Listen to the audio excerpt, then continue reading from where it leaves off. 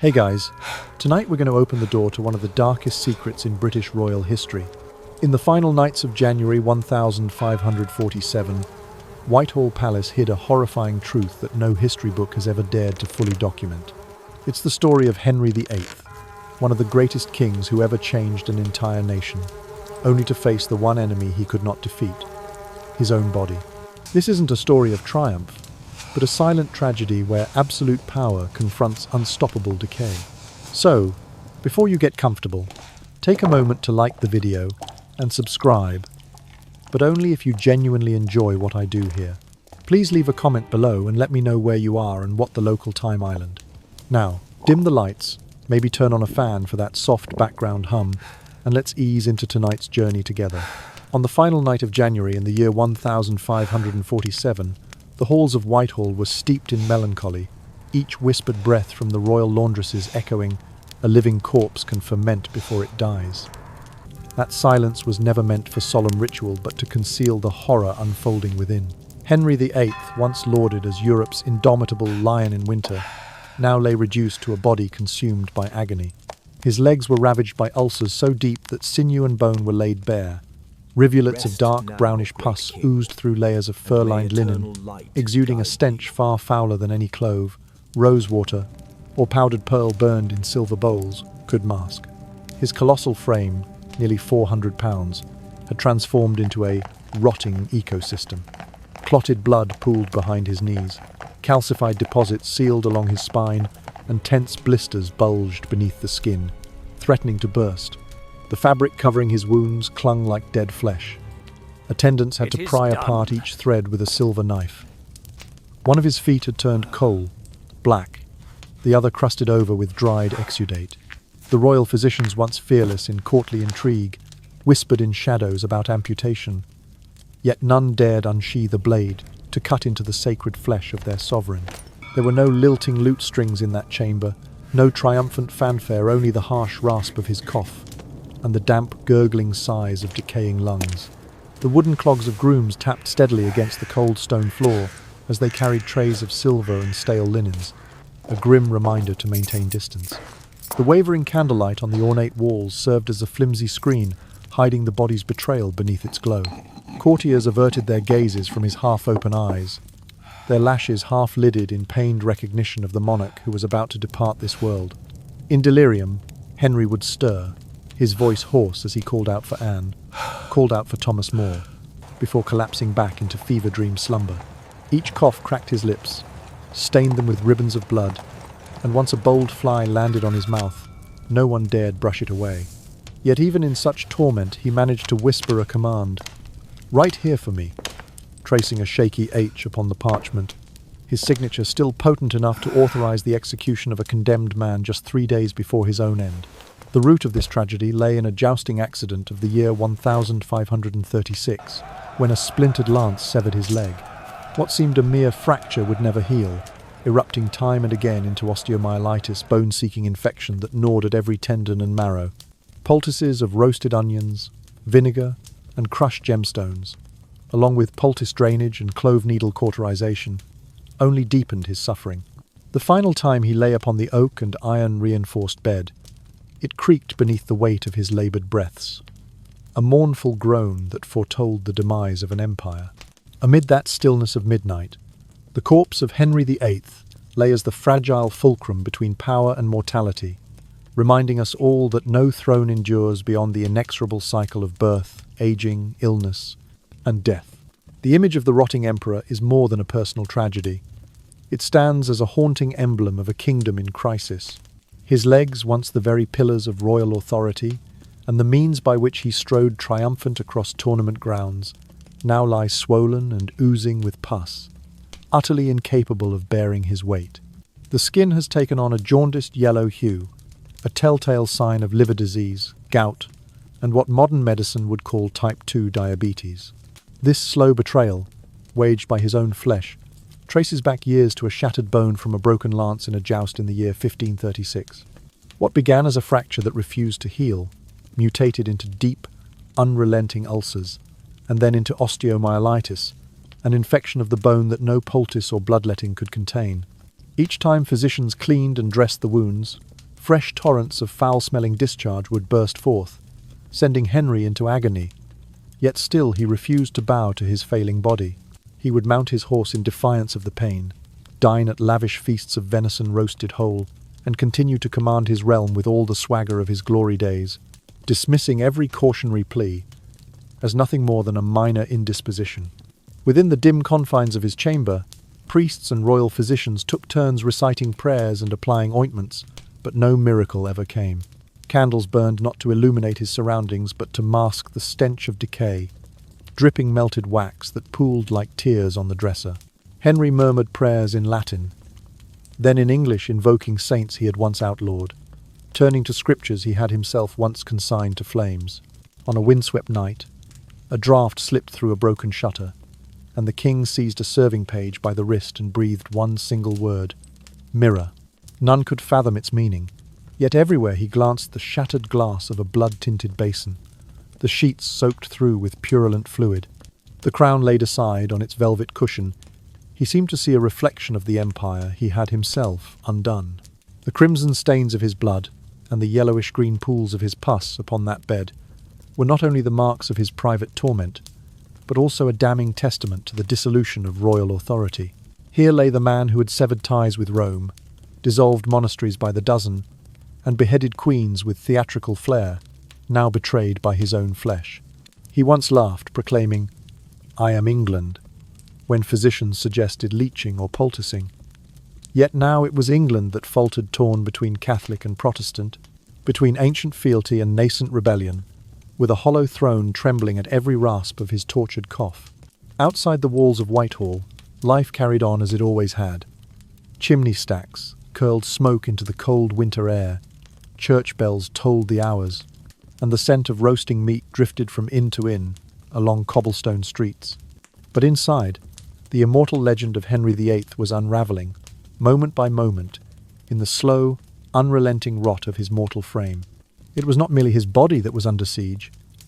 It was the very idea of monarchy itself. His limbs, once symbols of invincibility, had surrendered to infection, rendering him helpless. At the same time, his chamber became a liminal space where faith, medicine, and politics converged and failed. Archbishops whispered instructions on how to present his affliction to foreign envoys. Court physicians prepared detailed reports for the Privy Council. Chaplains debated whether to officiate in English or Latin. Every visitor brought their own mixture of hope and dread. The diplomat hoping for a sign of political continuity, the priest seeking a confession, the physician scrambling for any remedy that might stem the tide of decay. Yet, no one left unchanged by the odour and the sight of a once mighty king brought so low that even his own body revolted against him. In those final days, the juxtaposition between performance and reality was stark. Tapestries depicting Henry in his prime chest broad, gaze unwavering, hung on the walls, a constant reminder of the myth he had constructed. Nearby, the tapestry threads were themselves stained with his excrement and discharge. Outside the door, court musicians were instructed to play soft madrigals to comfort him. Yet even the sweetest harmonies were swallowed by the hiss of blistered flesh. Servants arranged fresh linens on silken cushions, only to watch them quickly discolour with each agonized breath he exhaled. Meanwhile, royal announcements continued to proclaim that the king was resting in private, and that his condition was improving daily, a desperate choreography meant to uphold the facade of stability. And yet, behind the velvet curtains, the true state of the realm lay bare. If the sovereign's body could betray him so thoroughly, what did that say about the institutions built in his name? The Church of England he had established, the centralized bureaucracy he had crafted, the alliances he had forged, all seemed as tenuous as the skin peeling from his legs. Observers noted that as his wounds festered, so too did the fractures within his council. Ambassadors from Spain and France sent coded missives speculating on the succession, while Seymour and others prepared silent power plays. The very act of concealing the king's condition became its own political weapon, a form of statecraft waged in whispers and veils. As Henry's breathing grew more laboured, each rasp felt like the final stroke of a national clock winding down. The stale, oppressive air of his chamber was laden with the promise of an ending both personal and political. Within those walls, the boundaries between the man and the monarchy blurred. His rotting flesh was indistinguishable from a decaying regime, each pus-filled ulcer a metaphor for a kingdom atrophied by religious upheaval and fiscal strain. And when at last his heart stilled, the silence that followed was not relief, but a taut, expectant hush, an unspoken question, echoing through the corridors of power. What becomes of a land whose monarch has melted away from the inside? In the stillness of that chamber, the corpse of Henry VIII lay as the fragile fulcrum between sovereignty and mortality, reminding us all that no throne endures beyond the inexorable cycle of birth, aging, illness, and death. His empire, once unshakable, would soon fracture upon the anvil of his absence. Yet for that moment, all eyes were fixed on the riddled husk of a king, and through his decay, the very soul of England seemed to tremble. The physical unravelling of Henry VIII cannot be divorced from the grand tragic tapestry of his earlier reign. In his prime, he was the very embodiment of Renaissance glory, hair the colour of burnished copper, chest swelling against gilded plate armour, the clatter of stallions' hooves, announcing his approach on tournament fields. His courts were awash in splendour, lutes and vials ushering in every feast, banners snapping crisp in the breeze as knights vied for his favour.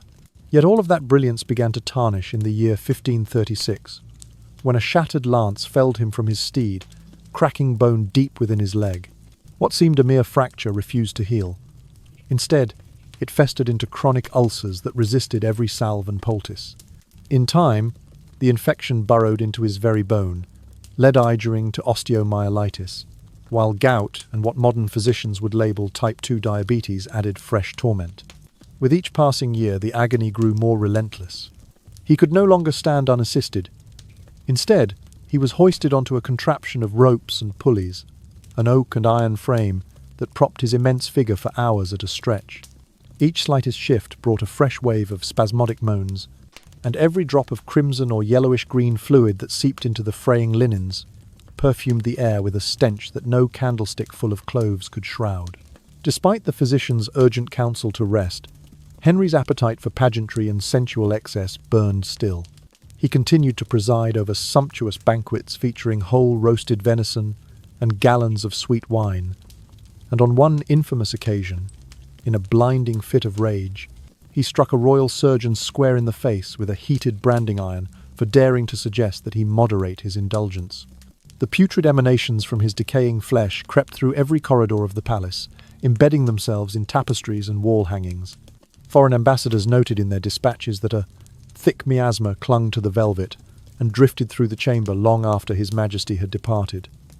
Yet even as rumour of his affliction spread, Hans Holbein the Younger, the court's premier portraitist, was summoned to capture the king's likeness one last time. Holbein painted him in a pose of undiminished authority, legs planted wide apart, one hand on hip, gaze levelled at the beholder, with a challenge framed by the harshest of expectations. By the time the canvas was dry, however, Henry's once sure limbs could no longer hold him upright, but the image of the valiant monarch pressed on the network of couriers and inked its legend deep into the memory of England. But the decline of Henry's flesh was matched by a growing erosion of his mind. In fevered delirium, he found himself stalked by the ghosts of those he had dispatched in life: Anne Boleyn's accusing eyes, the silent reproach of Thomas More, the spectre of Thomas Cromwell, and the sorrowful mask of Catherine Howard. Many a night, courtiers would hear him jerk upright, sweat-slick and wild-eyed, pointing a trembling finger at the emptiness beneath his bedstead. "She is there," he would bark, though all that awaited was the cold, echoing hush of the chamber. Attendants meticulously recorded every invocation of the dead, spasms of tears, delirious pleas for mercy, and commands shouted into the still air that made no sense to any living soul. These nocturnal visitations left him physically wrecked and emotionally raw. On some nights, he would cling to his chaplain with a grip that left bruises, begging for absolution, not for his own sins, but for those of the departed spirits he believed haunted him. He would then lapse into long stretches of silence, his shaking hand hovering over a missal as though awaiting a message that would never come.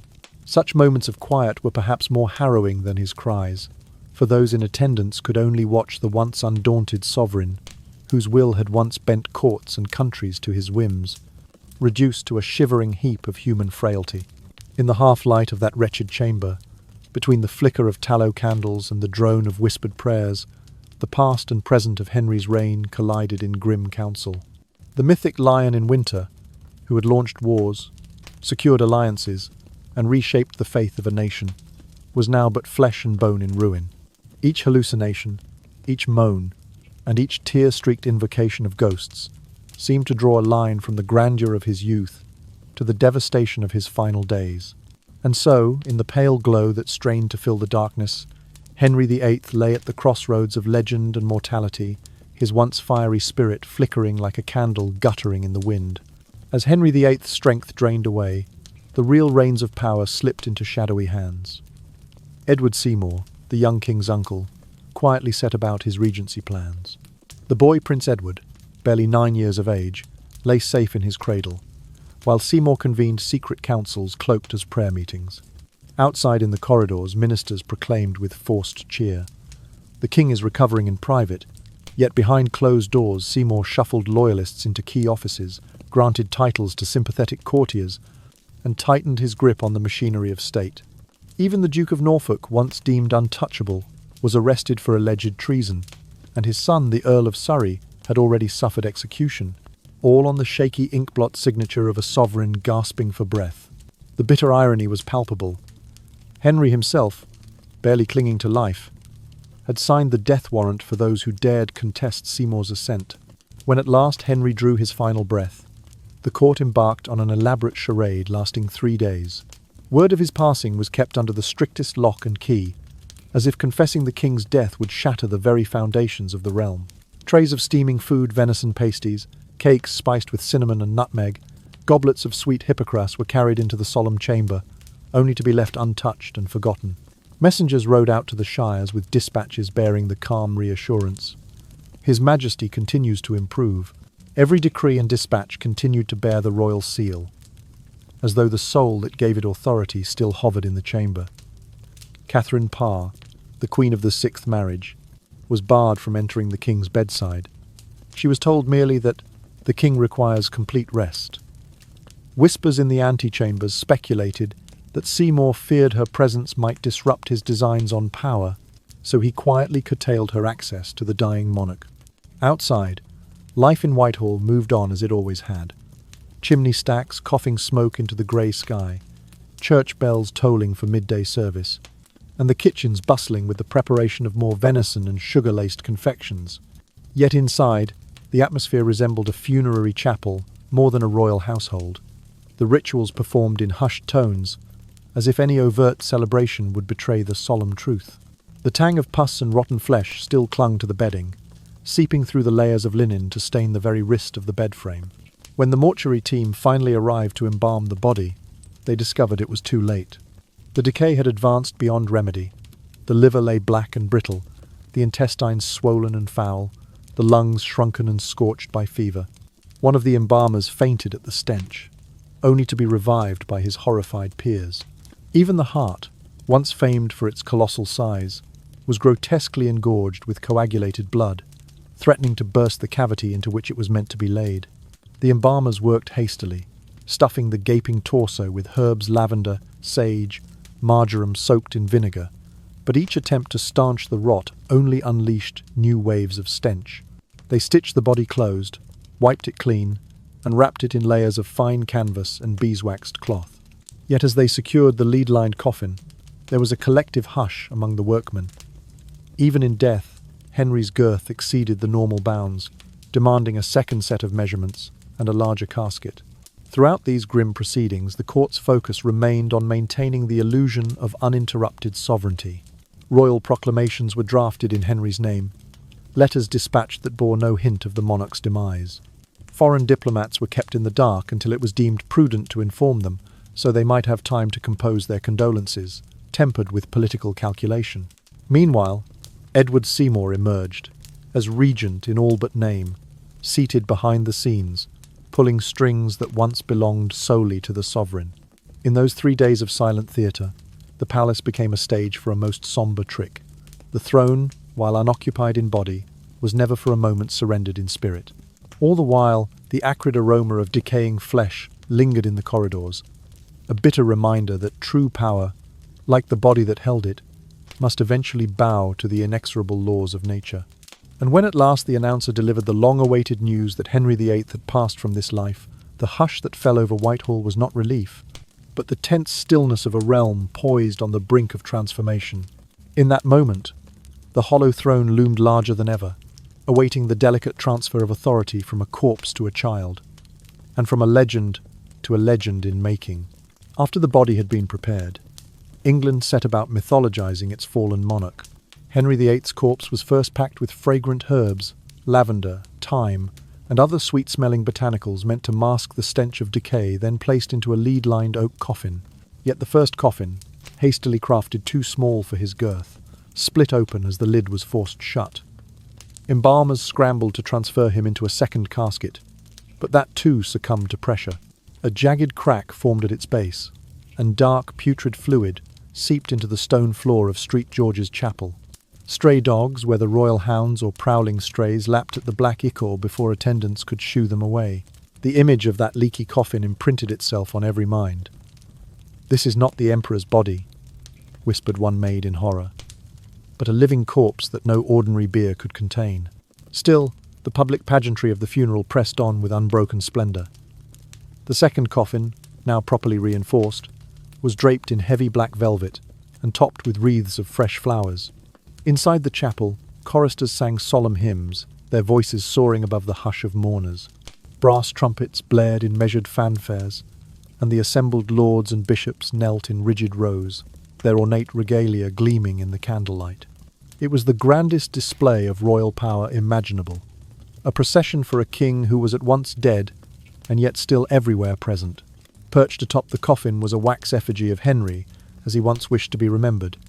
Chest broad, shoulders squared, face serene and unlined, the eternal warrior, king. Every smudge of the filthy, bile-stained linens and every splinter of the broken coffin was swiftly removed and concealed. Records of the genuine medical observations, descriptions of bone infections, gout, and the coarseness of gangrenous flesh were locked away in private archives, never to see the light of public scrutiny. Outside, onlookers saw only the noble carriage rolling through London streets, drawn by solemn horses draped in black harness. No one guessed at the rancid secret hidden beneath the velvet pall. In the years that followed, the royal court and official chroniclers went to great lengths to scrub all traces of Henry's final degradation from the historical record. No mention was made of the ruptured coffin, the acrid stench, or the grotesque wounds that had once wept their private testament to human frailty. Instead, historians celebrated his legal reforms, naval expansions, and religious restructuring. Statues of him were erected. One bronze figure stood proudly before the palace gates, the inscription declaring, "He brought order where chaos reigned." Few dared whisper that the man's body had turned to rot more quickly than any commonplace subjects. Even the dream of another great monument, an equestrian statue of Henry VIII astride a golden horse, vanished in the upheaval of the English Civil War. The bronze intended for that tribute was melted down to forge cannon and musket barrels. The mighty casket that once held the king was interred beneath a simple, weathered stone slab, the inscription all but rubbed away by centuries of foot traffic. No grand mausoleum rose to honor him. No soaring obelisk pointed to the heavens. Instead, the whispers of palace servants, the fading stray echoes in the corridors, and the persistent rumor of a king once magnificent, yet ultimately undone by his own flesh, became his posthumous legacy. To a casual observer, the bare slab marking Henry's grave seemed an odd tribute for so powerful a ruler. Yet in that humble marker lay the truest eulogy, a reminder that even the greatest must succumb to the slow, merciless decay that waits for every living thing. The gap between the myth and the man grew ever wider. Paintings and tapestries immortalized him as the lion-hearted sovereign, a paragon of princely virtue. Yet in hidden storehouses lay the skeletal remains, the blackened bones whispering a far harsher truth. So it was that Henry VIII's death, once kept secret, even as his body rotted, became the stuff of uneasy legend. Beyond the official ceremonies and polished chronicles lay the darker story, of a king whose flesh betrayed him, whose coffin spewed forth the black ichor of mortality, and whose realm teetered on the brink even as it feigned unity. In the end, no palace pageant, no sculpted statue, and no hagiographic biography could could entirely erase the memory of a body that had revolted against its own grandeur. Each night, as the corridors of St. George's Chapel grew quiet, one might still imagine the echo of fluid dripping from that second coffin, the soft scrape of wood against stone. It served as a lullaby both eerie and refractory, a reminder that power's most insidious foe is the human frame itself. And so, beneath that worn slab of pale stone, Henry lay no golden effigy, no towering cenotaph, just the silent earth giving back the flesh that both elevated and destroyed him. In the hush that followed, the kingdom mourned not merely the loss of a mighty ruler, but the shattering of a dream darker than any shadow cast by candlelight. After the king's body had been embalmed with fragrant herbs and packed in waxed linen, the funeral rites commenced in grand display, though beneath the pomp lay a silent tragedy. The first coffin, hewn from solid oak and lined with heavy lead to seal in the stench, split open with a resounding crack when the lid was shut too quickly. Embalmers scrambled to transfer the corpse into a second casket. Yet even this reinforced chest, bolstered with extra iron bands, could not withstand the gas build-up from the decaying flesh. A narrow fissure appeared along its side, and thick, black fluid welled forth onto the stone floor of Whitehall's chapel. A pack of dogs, some say they were royal hounds, others maintain they were stray mutts drawn by the scent, crept forward to lap at the leaking ichor, before outraged attendants chased them away. With swift hands, they laid fresh cloth beneath the coffin, and scrubbed the marble clean, as if rehearsing the very pageantry of a state funeral. The procession began in a heavy silence that resonated more deeply than fanfare. No brass trumpets blared their triumphal notes. Instead, a small ensemble of sacred singers intoned solemn hymns that felt more like private prayer than public ceremony. The black-draped hearse emerged from Whitehall, its carriage wheels turning softly beneath the vault of the sky. Guards in full regalia formed columns along the route. Their lances, tipped with silver, glinted in the dim light, yet they dared not break the hush. The coffin, swathed in a blanket of deep velvet, bore atop its lid a waxen effigy of Henry, as he once wished to be remembered jovial, robust, with one hand resting confidently upon a gilded cross. It was an image crafted to suppress the horror beneath, promising strength to a populace desperate for a symbol of continuity. Crowds lined the streets, kneeling at the sight of the velvet-covered casket and crossing themselves in reverence. They saw a monarch undiminished by death, unaware of the hidden truth, that beneath those ceremonial drapes lay a body punctured by decay, still oozing the evidence of its mortal demise. Within the palace walls, courtiers conferred in whispered urgency about logistics, how to replace the pall if the crack widened, when to replenish the candles so no hearth flame flickered too low, and which route to take to Windsor that would best preserve the illusion of dignity. Their destination, St. George's Chapel at Windsor Castle, final resting place of Jane Seymour, the third wife who had borne Henry his only surviving son. Through the misty London morning, the funeral train advanced slowly. Smokestacks from the surrounding houses mingled with cold fog, veiling the procession in a shroud that seemed almost providential. The embalmers carried small sacks of vinegar-soaked cloth to hand to the chamberlains, who dabbed at corners of the coffin whenever the stench became too strong. Some attendants stumbled off their mounts, covering their nostrils with handkerchiefs, or even blackened their face with soot to ward off nausea. Yet the townfolk outside the royal precincts saw only a grand spectacle. Mourning lords in sable robes, the hushed refrain of psalms, and the stately pace of the horses drawing the king's final bier. Upon reaching Windsor, the second coffin was gently lowered into the prepared vault beside Queen Jane. There, in the hush of the chapel, officials placed wreaths of chrysanthemums and offered brief prayers, careful to avoid stirring the air too much. The oak boards creaked ominously as they slid into place, barely audible above the quiet intoning of those present. Only a few in the inner circle dared admit they doubted the efficacy of the ritual. Yet they too spoke heartfelt blessings that the king might rest in eternal light, though none believed such words could dispel the memory of the stench that had preceded them. Beneath the thin slab of stone sealing the crypt, Henry VIII's remains lay silent at last. Yet the story of his decay would endure in whispers rather than on grand monuments. For every fold of black velvet draping the coffin, there was a stain of dark fluid hidden from sight. For each note of the dirge sung in the chapel, there lingered the sound of the body's own slow collapse.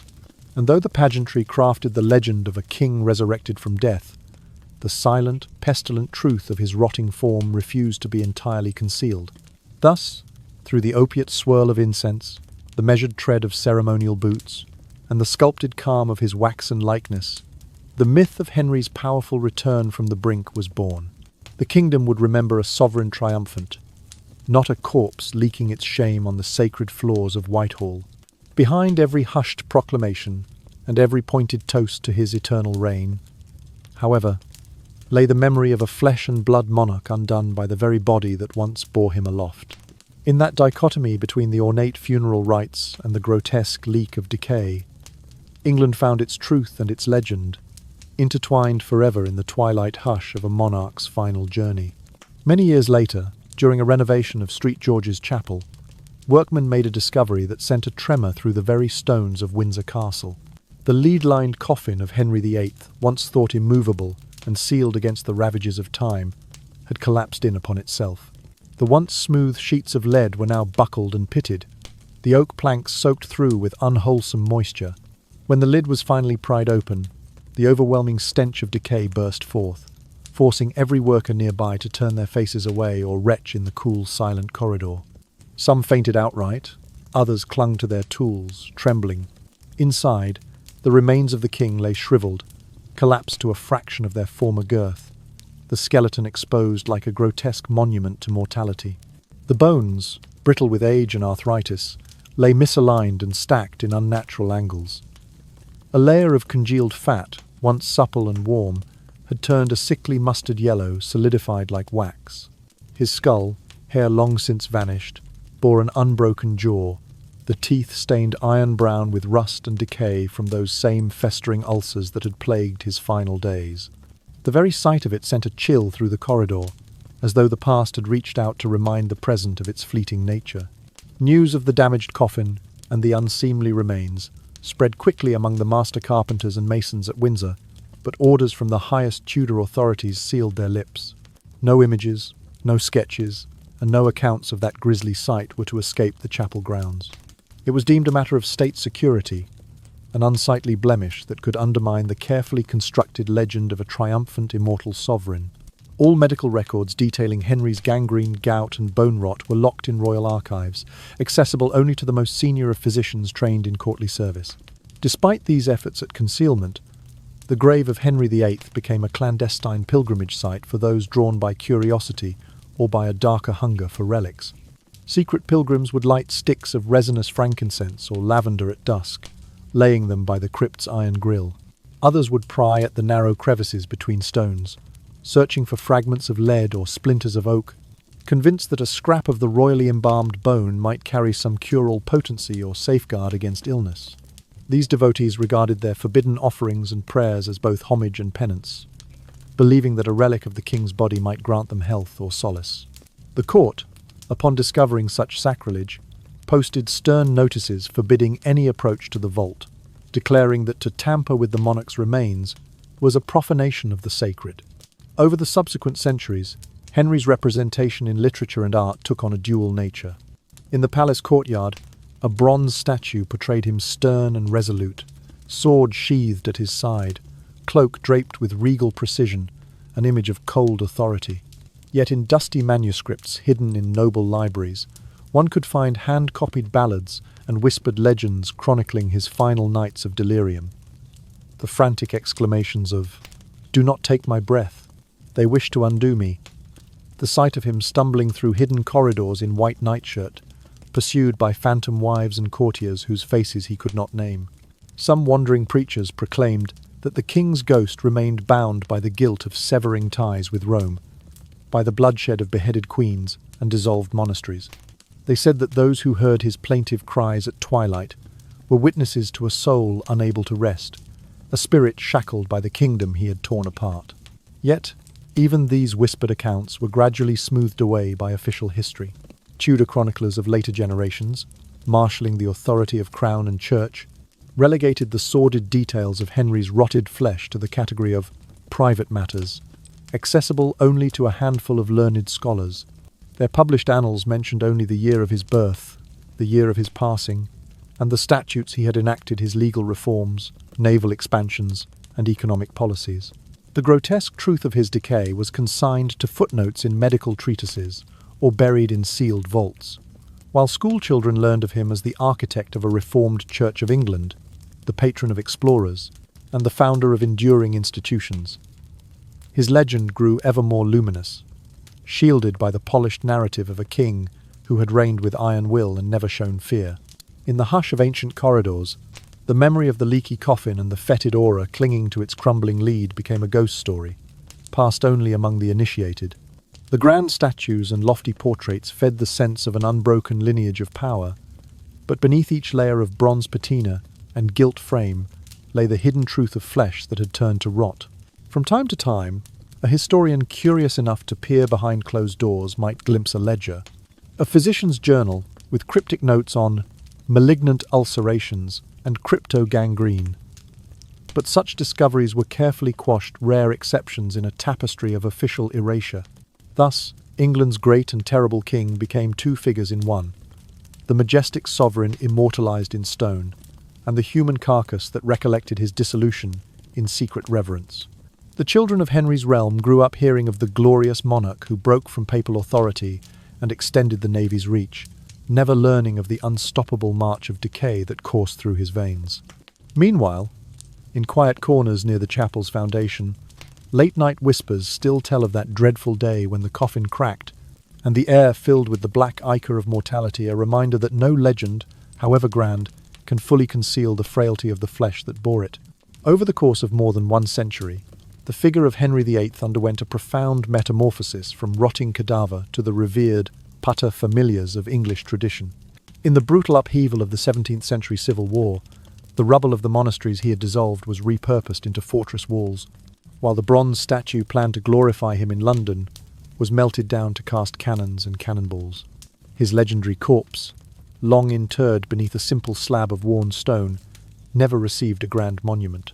The empty place of honor served as a tacit reminder that the throne he once commanded could be claimed by no single hand, and that the myth of royal invincibility might at any moment be undone.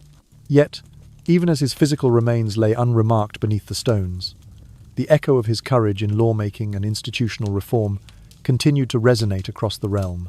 In the 18th and 19th centuries, Hans Holbein the Younger's original portrait of Henry became the model for every English monarch's official likeness. Kings and princes posed with the same broad stance, the same hand resting on the hip, and the same frosty gaze that seemed to dare the viewer not to blink. Meanwhile, the older chronicles, those whispered compendia of Andrews and Fox, collected only in rarefied circles, contained lurid accounts of his final nights, detailed notes of bone-deep ulcers, the pervasive miasma of rot, the ceaseless moan that shook the rafters of Whitehall. Small press editions of these black volumes circulated among antiquarians, particularly those with a taste for medical curiosities and the occult.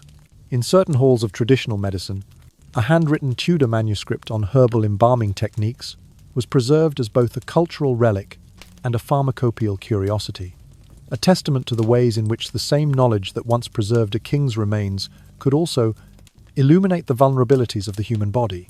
Contemporary literature on Henry VIII remains divided into two starkly contrasting schools. On one hand stand the paeans to a formidable sovereign who reshaped Europe's balance of power, a warrior king whose very name conjures images of tricolour standards and riven church doors. On the other hand, novelists and playwrights depict him as the rotting monarch, a tragic victim of his own overreaching ambition, whose festering wounds underscore the folly of hubris. Ghost stories set in the old palace walls evoke nights stained with the cries of Queen Anne Boleyn's phantom or the rattling chains of Thomas More's invisible form. In whispered dialogue and candlelit scenes, these modern artistic interpretations forcefully assert the message that no amount of authority can stave off the decay that waits in the marrow of every man. Legends and scholarship continue their age-old tug-of-war over the true nature of Henry's final illness. Some medical historians argue that the vicious ulcers and sudden swellings point to severe gout complicated by advanced diabetes and chronic bone infection. Others see the king's demise as writ large in religious terms, a divine judgment upon one who dared break the church's power and sever England from Rome. Yet even those who champion opposing theories converge on one fundamental truth. Henry's legacy transcends mere politics and theology. It resides equally in the cautionary tale of the human body once swathed in the finery of kingship, ultimately powerless against the immutable cycle of birth, aging, sickness, and death.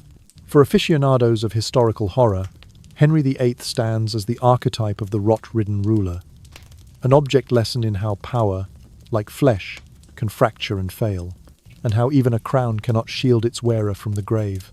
Thus, whether portrayed in pompous pageantry or in the shadowed corridors where his corpse lurched in its final throes, Henry VIII endures as a mirror to our own impermanence. His legend marches on in marble and brass, in the very shape of the throne he once occupied. Yet in the deep vaults of memory and the margins of obscure texts, the story of his decaying form still haunts us. In the hush before sleep, one may imagine the murmur of blood and the sigh of infected bone, as though time itself were exhaling the last breath of a king who dared to believe himself immortal. Although the king's corpse and funeral rites were shrouded in secrecy, the image of Henry VIII remained vivid in both courtly consciousness and popular imagination. His only legitimate son, King Edward VI, ascended the throne at the tender age of 9, educated and shielded by his uncle Edward Seymour and the Regency Council. In his private journal, Edward wrote, "My father is gone, and the throne now belongs to me." Yet he never once set foot in Whitehall again. Nor did he ever gaze upon the bed where his father had suffered. This gulf between the potent symbolism of kingship and the hideous reality of a rotting body wrapped in velvet says much about the duality at the heart of monarchy. Princess Mary and Princess Elizabeth, survivors of the religious wars that tore England apart, formed contrasting perspectives on their father's death. Mary, fervent in her Catholic faith, proclaimed to the Spanish ambassador, "God has judged him," seeing the king's demise as divine retribution. Elizabeth, the future Virgin Queen, maintained a cold, deliberate silence, refusing any public comment on her father's passing. Her silence became a powerful symbol in itself, carrying more weight than any spoken eulogy or curse. During the first decade of her reign, Elizabeth never publicly referenced Henry VIII, ensuring that in the collective memory he remained cloaked in glory and achievement rather than in the stench of decay. Within the medical profession, Henry's treatment records were locked away under tight confidentiality. The court's royal physicians preserved his casebooks, notes on bloodletting sessions, poultices of roasted onions and vinegar, poultice drainage attempts, incisions into festering bone, and the herbal salves used to staunch the flow of gangrene. These manuscripts were kept under triple lock in the archives of the Royal College of Physicians and select collections at Cambridge and Oxford. Only on rare occasions would scholars be granted access to compile private print editions for the study of historical medicine.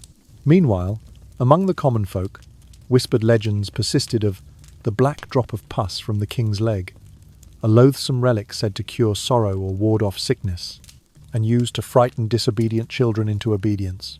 In the official annals of English history, the gruesome details of Henry's final illness were carefully excised. Later chronicles would simply note, "The king died suddenly of a grievous malady."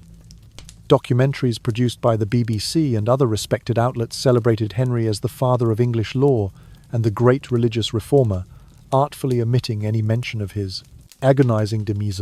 In cinematic recreations of his death, directors preferred soft, muted lighting, flickering candle glow, and a mournful flute score to evoke calm reflection rather than the harsh reality of festering wounds, the rank stench of decay, and the king's rasping, tortured moans. Yet for aficionados of horror history, the story of Henry VIII remains irresistibly chilling.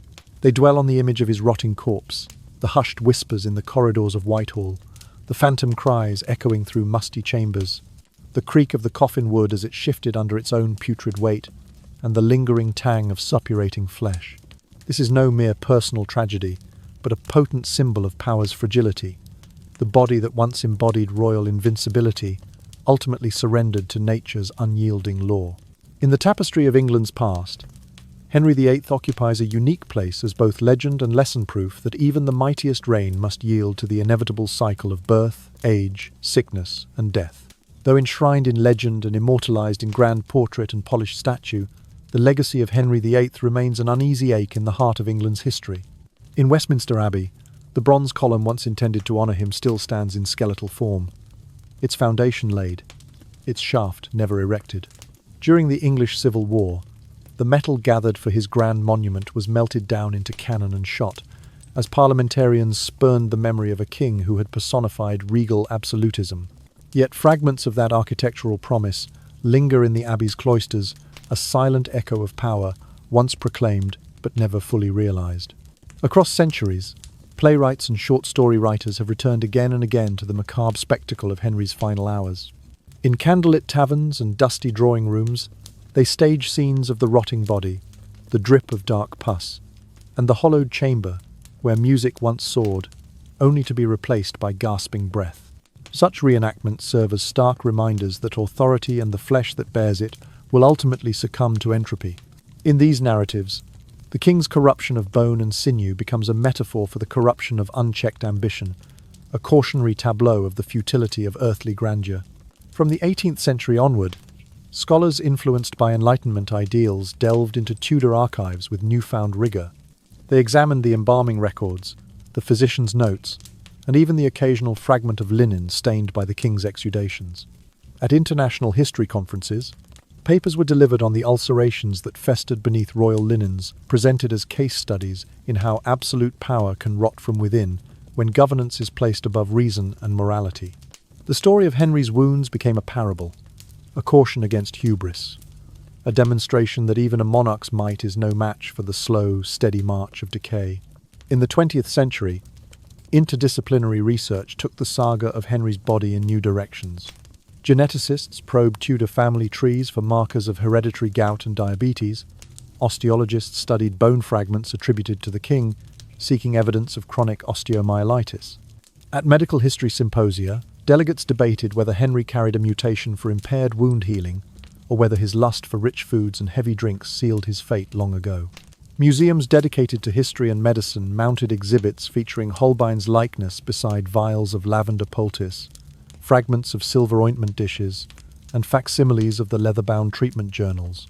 Some displays even offered an olfactory experience, a carefully calibrated scent that simulated the rotten, coppery tang of a flesh-eating infection, prompting visitors to recoil as if confronted by the past itself. Within popular culture, Henry VIII endures as a dual symbol, the glittering powerhouse and the decaying despot. In historical dramas and fantasy games alike, he appears as the ultimate villain, omnipotent, ruthless, yet haunted by the spectre of his own mortality.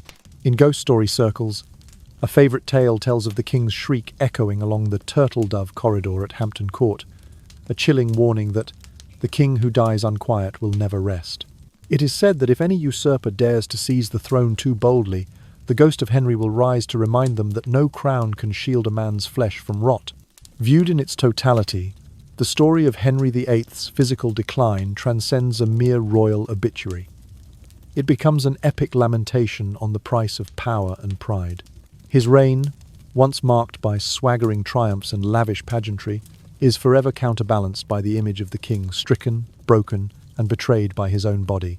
The throne he occupied with such authority survives in architecture, in laws, and in the structures of the modern Church of England, and even in those vestiges. There lingers the quiet reminder that marble and brass outlast flesh, but cannot erase the memory of decay. In the hush before sleep, one might recall the cracked coffin lids and the dark fluid staining the chapel floor, the echo of muttered prayers in Latin and English, the layer of insects drawn to rot small predators, as relentless as time itself. The grandeur of monuments and the solemn tolling of abbey bells may outlast any single lifetime, yet beneath their splendour lies a truth both simple and profound. No human construct, however grand, can evade the inexorable cycle of life, aging, sickness, and death. Even kings, with all their armies and alliances, are bound by the same fragile laws that govern every mortal heartbeat. Thus does Henry VIII stand, at once towering and fallen, an eternal lesson carved not only into stone and metal, but into the marrow of memory itself. His is a presence defined equally by triumph and dissolution, a reminder that, in the end, all crowns must relinquish their claim to the flesh that wears them. And in the stillness of history's fading candlelight, we remember that power may shape the world, but it is flesh that bears the cost, and time that renders all things to dust. After Henry VIII was at last laid to rest beneath that simple stone slab, the Tudor court moved swiftly to rearrange the levers of power, yet everywhere the fallen monarch's shadow lingered. In the depths of the royal archives at Westminster, detailed records were kept of his embalming. First, the removal of organs, each carefully extracted and set aside. Then the stuffing of his empty cavities with sprigs of rosemary, bundles of lavender, and handfuls of thyme, all meant to disguise the advancing rot. Finally, his body was wrapped in linen soaked with vinegar, sealed in wax, and laid to rest within an oak coffin lined in heavy lead. Yet no matter these precautions, the decaying flesh continued to produce corrosive gases, and the second casket, carefully reinforced this time too, developed a slender crack, allowing a trickle of dark fluid to leak into the chapel's floor. Long after the ceremony, royal physicians of subsequent generations would pore over these archival notes. Intrigued by the chemical interplay of herbal astringents and putrefying tissue, and would cite the case as a cautionary lesson in the limits of early modern preservation techniques. In the months that followed, power in England passed quietly to Edward VI, a child of only 9 summers, under the watchful regency of his uncle, Edward Seymour, the newly proclaimed Lord Protector. In this transitional period, court political machinations churned beneath a polite veneer of stability. Ministers jockeyed for influence. Legal statutes were quietly amended to favour Seymour's allies, and the fragile fabric of religious settlement frayed once more. For young Edward, the loss of his father came with the ghostly burden of a reign remembered as much for its spectacular decay as for its dynastic triumphs. In his private journal, he solemnly noted, "My father's passing has placed the crown upon my brow." Yet he never returned to Whitehall's familiar halls, nor did he ever set eyes on the bed where the king's life had ebbed away. Seymour, aware that the rumour of Henry's demise could unsettle the realm, strictly controlled all news of the late monarch's final days and the lavish feasts that had once echoed through the palace.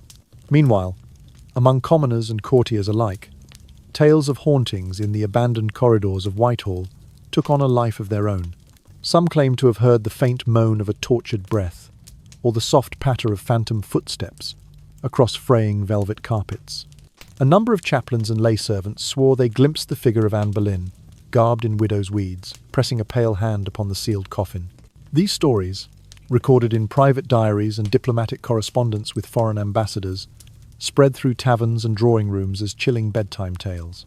They spoke of midnight visitations by the spectre of Thomas More, of whispered threats of unfinished vengeance, and of the restless soul of Catherine Howard trapped between the world of the living and the realm of shadow.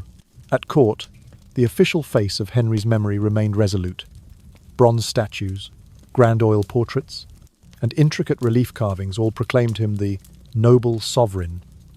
Yet beneath the glow of torchlight, learned antiquarians, particularly those with a penchant for medical history, preserved manuscripts detailing the king's decline.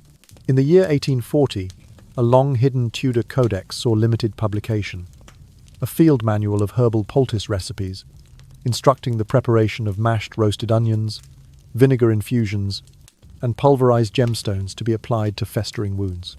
Modern pharmacologists attempting to replicate the mixture found it not only ineffectual but also highly irritating to living tissue, triggering increased suppuration rather than healing. Such revelations only deepened the gulf between the exalted image of a Renaissance prince and the stark, brutal reality of a man let down by his own body. By the dawn of the 20th century, the image of Henry VIII had become fertile ground for Gothic literature. He emerged as the prototype rotting king, a monstrous figure whose once glorious form lay ravaged by ulceration.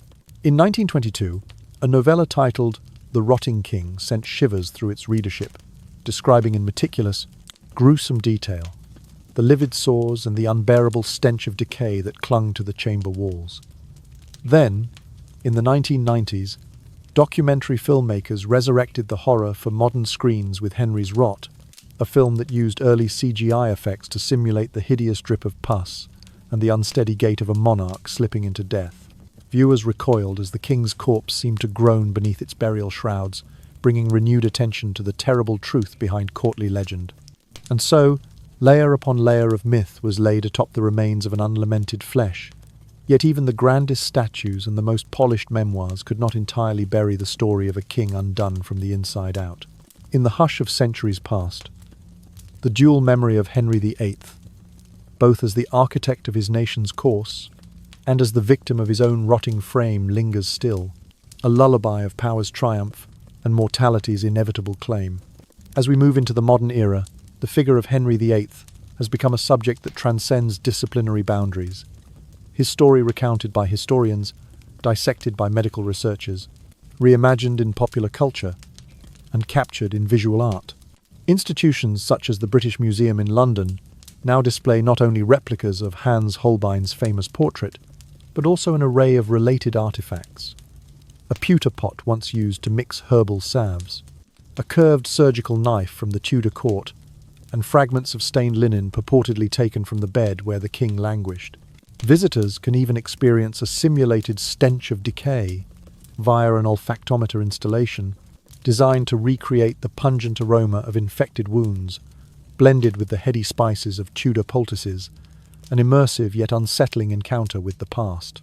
In parallel, teams of biologists and geneticists have turned their attention to microscopic remnants of the embalming linens, extracting trace amounts of DNA to investigate whether Henry carried the genetic markers for gout or diabetes. Recent papers in journals of paleogenomics have argued that the king likely suffered from all three: severe gout, type 2 diabetes, and chronic osteomyelitis. These studies paint a vivid picture of how Renaissance medicine struggled against ailments that modern standards might have managed more effectively. Scholars often speculate that, had Henry been treated with contemporary antibiotics, insulin, or joint relief therapies, much of his prolonged suffering could have been alleviated, and perhaps his demise postponed or avoided altogether. Television, too, has embraced Henry's story with a series like The Tudor Clinic, released in 2021. This dramatized documentary reconstructs key medical interventions according to Tudor-era texts, then juxtaposes them with modern procedures. Actors portraying the king undergo hours of prosthetic makeup layers of wax, tinted to mimic festering sores, applied to the face and limbs, while sets recreating the dim, torchlit wards of Whitehall employ low-angle lighting and amplified sound effects of dripping fluid to evoke an atmosphere thick with dread. The series has won awards for costume design and set construction, though it also sparked debate over its graphic realism, with critics arguing that the relentless depiction of ulcerated flesh risks sensationalism rather than historical insight. In the realm of popular entertainment, Henry VIII has become a staple character in historical strategy games such as Total War, England, and Assassin's Creed, Tudor. In these interactive experiences, players can venture into reconstructed infirmaries, listen to the squelch of oozing wounds, and even choose to administer virtual treatments options that range from herbal poultices to fictional surgical procedures. Proponents praise the games for immersing audiences in the visceral reality of history, but detractors question whether turning a monarch's agony into a gameplay mechanic is respectful to the suffering of real people from the past. Meanwhile, the academic study of Henry VIII remains grounded in respect for the man behind the myth. In schools across England, students learn of his revolutionary role in establishing the Church of England, his patronage of exploration and the arts, and the economic policies that shaped Tudor society. The harrowing details of his final years are distilled into a few brief lines.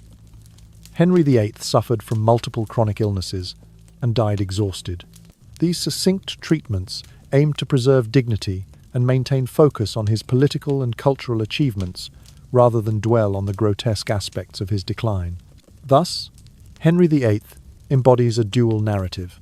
On the one hand, the archetype of the great reformer king, the monarch who reshaped religion and governance. On the other, the rotting corpse king, a visceral emblem of power's fleeting nature. This paradox ensures that he continues to captivate historians, medical scholars, writers, filmmakers, and gamers alike.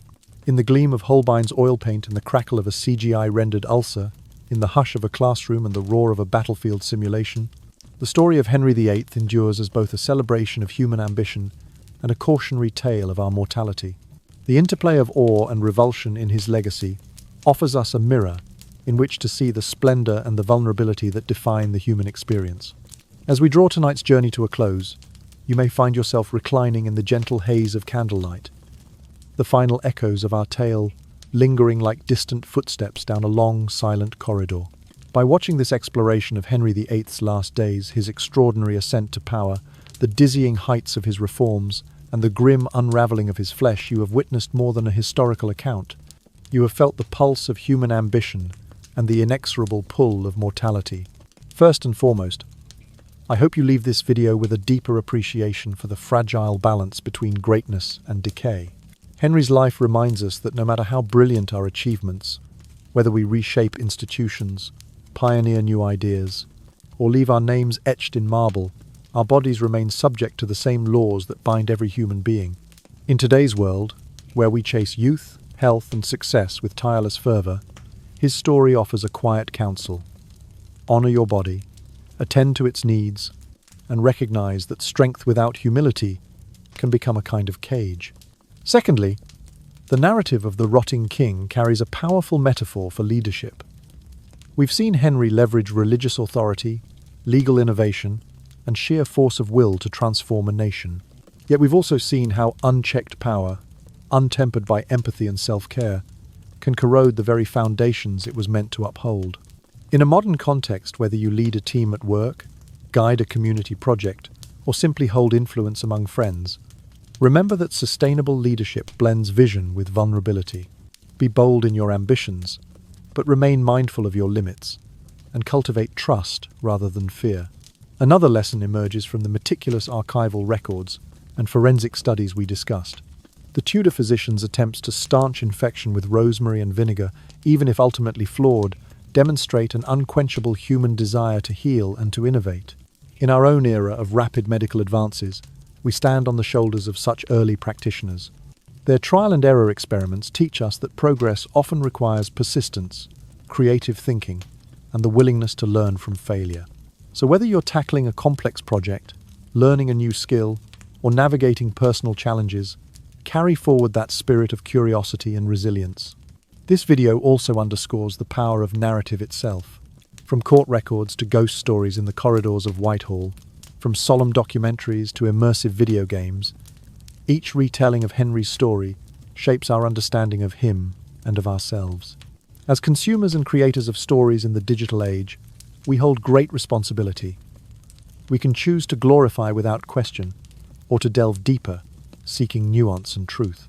Let his tale inspire you to question simplistic portrayals, to value multiple perspectives, and to find the humanity behind the legend. Finally, I encourage you to consider the role of memory and commemoration in your own life. How do you honor the past, your family's stories, your community's heritage, your own milestones, without letting nostalgia blind you to present needs? Henry's memory was at once celebrated and sanitized, his physical reality often hidden behind velvet and stone. We can do better. We can celebrate our heroes and ancestors while acknowledging their imperfections and learning from their wounds, both literal and figurative. So tonight, as you let your eyes grow heavy and the soft hum of the fan lulls you towards sleep, carry these reflections with you. Appreciate your body's resilience and fragility. Lead with both conviction and compassion. Embrace the iterative journey of discovery. Shape and share stories with care, and honor the past in ways that illuminate and improve our shared future. Thank you for joining me on this winding path through Tudor grandeur and decay. May Henry's story inspire both caution and courage in your own life. Sleep well, dear friends, and wake tomorrow refreshed, ready to forge your own legacy, one that stands strong not in spite of time, but with gratitude for every breath it grants.